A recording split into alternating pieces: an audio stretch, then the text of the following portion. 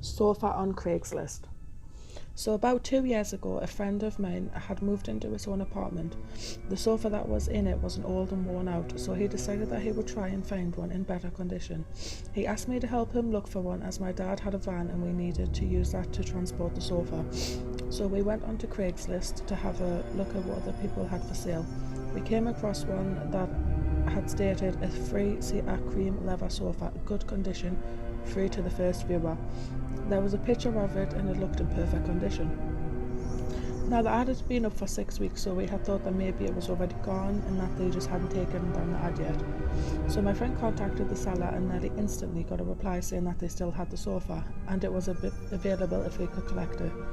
I was a bit wary that it was still available. I mean, a free sofa in perfect condition that had to be up for a week and nobody had taken it yet.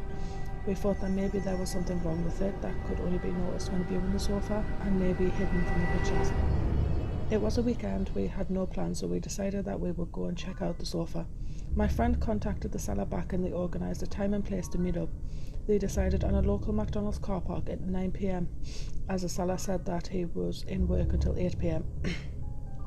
and we would need to get ready after work. The seller said that he would be driving a green Honda Accord with a trailer. So we pulled up to the McDonald's car park at about 8:50 p.m. There was loads of people around, so we had no reason to think that we would be in danger or anything. It was about 8:55. My friend got a text saying the seller was about 15 minutes away and they asked him to describe the vehicle we were in, so he described the van that we were in to him. About 5 minutes after he had texted the seller with the vehicle we were in, an overweight man around 50 years old with grey scruffy beard and greasy hair approached the driver's side of the van, which was my side as I was driving down the van. He was wearing a plain white t-shirt that looked like food stains all over it, with black jeans with holes torn into them and dried mud stains all over them, along with a pair of black teal toe cap boots also covered in dry mud. He knocked at my window, so I rolled it down a bit. "You boys in here for the sofa?" he said in a gravelly voice. It sounded like he needed a cough but couldn't get it out. Yeah, I said to him.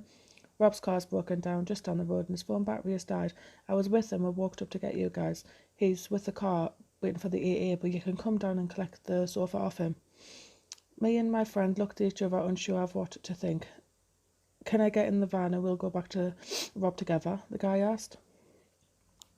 "How far down the road is he?" I asked before he replied. "Not too far, but I need to show you where to go." At this stage, my friend pretended to get a phone call. "Hello? Yes? Oh, no way, really? We'll be right there," he said before pretending to hang up his phone. He looked at me and said, "We gotta go, my dad needs us to help him with his flat tire." I nodded, knowing that it was a fake call for us to get the hell away from this creepy guy. We gotta have to go now, but we will contact you tomorrow about the sofa." The guy just stared at us as I rolled my window and started to drive away.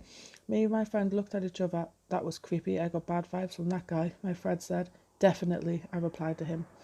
We decided to drive around the back of the car park to see if we could find out if the guy was up to something or not.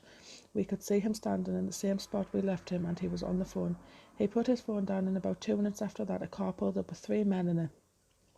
He got in. My friend's phone started ringing and it was a number of Rob, the guy who was supposedly giving away the sofa. He answered. "Hey, can you meet me tomorrow and I can hold on the sofa for you until then?" As he was on the phone, I noticed one of the men in the car that had collected the creepy guy was also on the phone. My friend told Rob that he would contact him tomorrow and that he was busy and couldn't talk right now. At the same time that my friend hung up the phone, the guy who was in the car also finished his call at this point.